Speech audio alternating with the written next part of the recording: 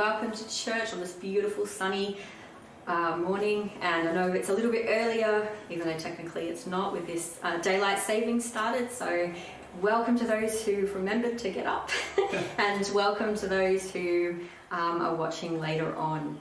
We are going to start this service today with some songs. This one's nice and upbeat to get us going today. Great, thank you, Samantha, and good morning, everyone, on this Sunday daylight saving morning. And shout out this morning to Joyce. Joyce received a hand-me-down laptop computer, and I believe that Joyce is online for the first time today. So Joyce, if you're there, if you've managed to work the system, good morning, welcome to our church family via live stream. Well, we are exploring the value of virtues and the journey with Jesus. And so far we've explored the values of honour and loyalty. And today we want to explore the value of integrity. The value of integrity. Now, during this lockdown period, I've been fortunate in my role as pastor that I've been able to visit some folk. And sometimes when I've visited folk, they have actually given me their weekly offerings. And it's been a bit of an accumulation. And then I take that offering and I go to the IMB here at Albion Park and I deposit it into the church account. And when I do, I make sure I get that IMB slip of paper that tells me the deposit. And then afterwards, I give that piece of paper back to the person who gave me the offering, or I pass it on to Wayne, our church treasurer. When I step out of the IMB, I then text Wayne on my phone and tell him how much I've just deposited into our church account. Now, I was sharing this story on a group on Zoom, and it was amazing, the reaction. And I just thought, isn't it tragic that we live in a world that is more shocked by integrity than by a lack of integrity? Isn't it amazing that in our world, we're more shocked by someone who goes out of their way to do something right than someone who goes out of their way to do something wrong? Each day we can access news and we can see the lack of integrity in our society. The athlete who was living one way but had a double life, a life that no one knew about. The politician who said one thing but actually did another thing. The Christian leader. And oh my gosh, hasn't this hurt me? It's probably hurt you over the last year or so. Our Christian leaders, people that I've looked up to and respected and admired, and then you find out they've been living a double life. But maybe it's closer to home. Maybe it's a friend. You thought you knew them, and then you find out they've been living totally differently. Well, what is integrity? What is integrity? Integrity is when your behaviour matches your beliefs. Integrity is when we have an integrated life and our behaviour matches our beliefs. That what we say is what we do. That our private life matches our public life. As someone has said, integrity is what you do when no one is watching. Integrity is who you really are. In that great book of Proverbs, the book of wisdom, in Proverbs chapter 11 and in verse 3, it says there in Proverbs 11 verse 3, integrity will lead you to success. Treachery will destroy you. It will destroy your dreams. Proverbs 11:3. Maybe you need to write that into the chat this morning, write that onto a piece of paper. Integrity will lead you to success. Maybe someone needs to write that into the chat this morning. Proverbs chapter 11 verse 3. Integrity will lead you to success. Now, church, I wonder, would you agree with me? Yes or no? Put a Y or an N into the chat. Yes or no? Would you agree with me that parts of our society are being destroyed by a lack of integrity? Would you agree with me? that parts of our society are being destroyed by a lack of integrity? Yes. Why? Or and? No. I think we're seeing a breakdown of integrity in our society. And I love the story in 1 Samuel chapter 12. 1 Samuel chapter 12. Samuel, who's been the leader of the people of Israel for many years, he stands up at the end of his life in front of his own community, and he stands before them and he basically says, have I lived a life of integrity? Have I wronged any of you? Tell me what I've done wrong and I will make it right. What a question to ask near the end of your life.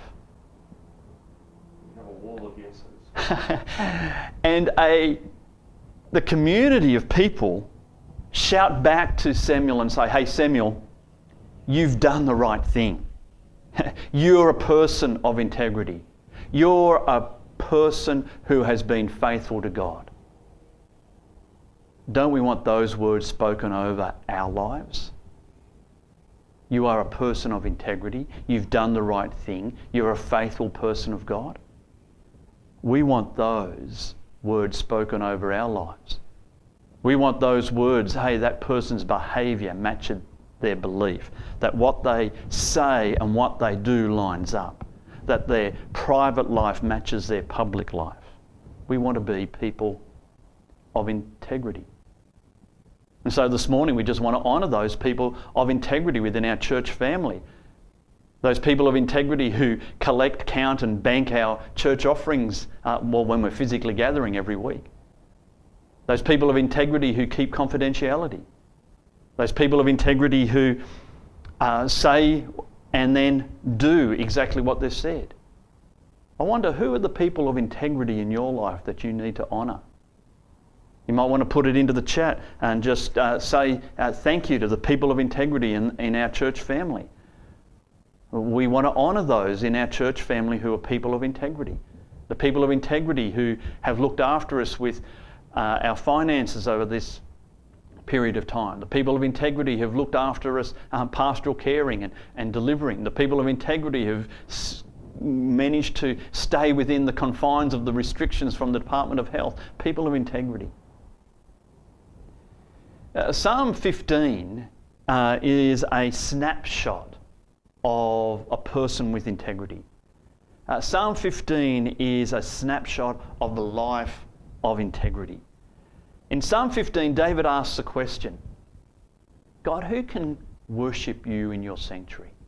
In other words, David was saying, hey Lord, who can have ongoing, continual, intimate fellowship with you? And God basically says, the person with integrity. Psalm 15, 1 to 5. Who may worship in your sanctuary, Lord? Who may enter your presence on your holy hill? Notice those first two questions. Who? And then the Lord's answer from verse 2. Those who lead blameless lives and do what is right, speaking the truth from sincere hearts. Integrity. Whose tongue utters no slander, who does no wrong to their neighbour, casts no slur on others. Integrity. Who despises a vile person but honours those who fear the Lord, who keeps an oath even when it hurts and does not change their mind. Integrity. Who lends money to the poor without interest, who does not accept a bribe against the innocent. Integrity. And then notice what's the result of a life of integrity. Whoever does these things, Psalm 15 says, whoever does these things will never be shaken. A snapshot of integrity. Live the life of integrity, and Psalm 15 says you will never be shaken. You will never be shaken because your behaviour matches your beliefs, but more importantly, your behaviour matches the beliefs and teaching of God. You will never be shaken. So, what are the benefits? What are the benefits of walking with integrity? What are the benefits? Well, first of all, when you walk with integrity, you walk closely with God. You walk closely with the Lord. You can enjoy ongoing communion and conversation and fellowship with the Lord because you're living by His teaching, His values. You can enjoy Him, enjoy His presence daily. You will have a built-in guide. If you walk with integrity, the Bible says that you have a built-in guide. You're not going to have to be thinking, oh, this is a bit of a grey area, what should I do? No, you have this built-in guide. It will be right or it will be wrong. You'll have a built-in guide. Your integrity will guide you. You will have peace in your heart. You will have peace in your heart if you walk with integrity. Because when you put your head on your pillow at night, you won't be wondering in worry. What happens if I get caught? What happens if someone finds out? What if I'm exposed for what I'm doing? What if my spouse finds out I've been flirting with someone at work? What if my friend finds out I've been doing things that I shouldn't? Well, a person of integrity doesn't have that.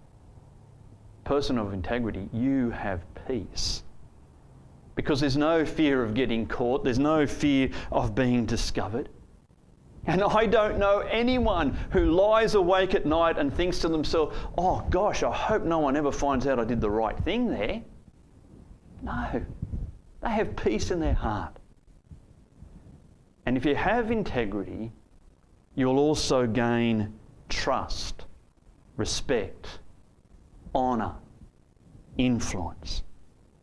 When you walk in integrity, you will gain trust, respect, honour and influence. If you want children who honour you, be a parent of integrity.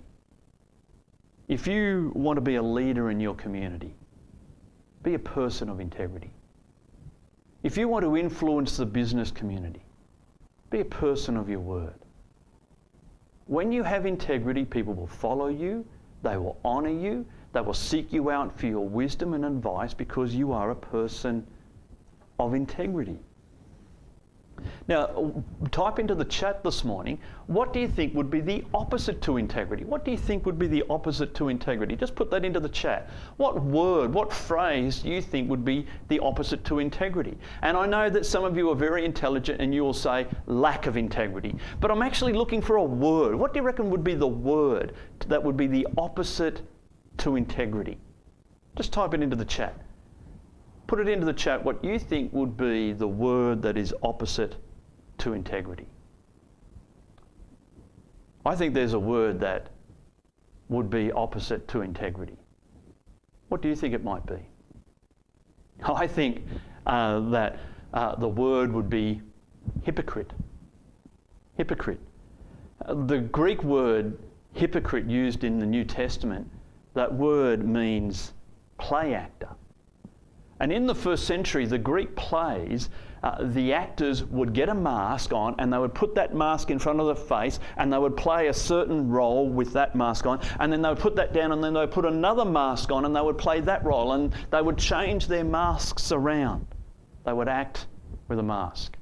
Deceit, unfaithfulness, dishonest. Thank you, James, our tech guru. We've got some great words that are the opposite to integrity there. Thank you, everyone. Hypocrites, I think, are people who are not who they say they are, not who they act the way they are. They're acting. They wear a mask. And when you go to Jesus' words in the Gospels, some of his most amazing statements are statements against the hypocrites. He was harder on hypocrites than he was on anybody else. Take a look at this in Matthew's Gospel, Matthew chapter 23, verses 25 to 28. Matthew 23, Jesus says this to the hypocrites. He says, "Woe to you, teachers of the law and Pharisees, you hypocrites! You clean the outside of the cup and dish, but inside you are full of greed and self-indulgence. Blind Pharisee! First clean the inside of the cup and dish, and then the outside also will be clean. In the same way, on the outside you appear to people as righteous, but on the inside you're full of hypocrisy and wickedness." What strong words by Jesus. In other words, he's saying you're wearing a mask. You're play acting. You might look religious, you might have the mask of religious on, but you're play acting. You might put the mask of righteous living on, but you lack integrity. I wonder, what is your integrity worth? What's your integrity worth? And I'm not just talking about what you say your integrity is worth. What do your actions, your behaviour reveal your integrity is worth? Maybe you lie on your resume to get a particular job. That salary from that job is what your integrity is worth. Maybe you embezzle something from work. Then that's what your integrity is worth to you. What's your integrity worth? In the Old Testament, there's a character called Job. And Job in the Old Testament, there's a whole book written about him. But if you ask Job, Job, what is your integrity worth? He would have said, everything, everything. In an incredible story, Satan strips Job of everything that mattered to him. And Job is sitting in the ash heap, lost everything, and his wife and friends are there, and his wife says, Job, why are you holding on to your integrity? Why don't you just curse God and die? And his friends say, well, Job, how can you say you're a person of integrity when all these bad things have happened to you? These bad things have happened to you because you lack integrity. Aren't you pleased you don't have friends like that? But this is what Job says. Job chapter 27. Job 27 verses 5 and 6. Job says, I will defend my integrity until I die. I will maintain my innocence without wavering. My conscience is clear for as long as I live. Job's integrity was worth everything. He was saying, you can take everything away, but you cannot take away my choice to honour God and to walk in integrity. Now, to begin a life of integrity, we need to start doing what Jesus said in Matthew chapter 5 verse 37. In Matthew 5:37, Jesus said, let your yes be yes and let your no be no. Anything beyond this comes from the evil one. In other words, if you want to begin to walk the life of integrity, be a person of your word. Be a person of your word. Integrity starts on the inside. Be pure on the inside. Allow your behaviour to match your beliefs. Allow your behaviour and beliefs to line up with God's beliefs. Then you'll walk in integrity. You'll have a built-in guide. You'll have peace in your heart. You will gain honour, respect, influence, and trust. Let's continue to be people who walk in integrity. Let's value the virtue of integrity. And now this morning, as we think upon those words, Samantha's going to lead us in our final song this morning where we can raise our voice to our great God.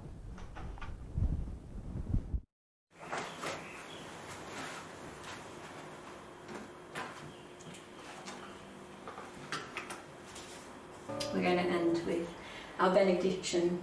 May God give you more and more grace and peace as you grow in your knowledge of God and Jesus our Lord.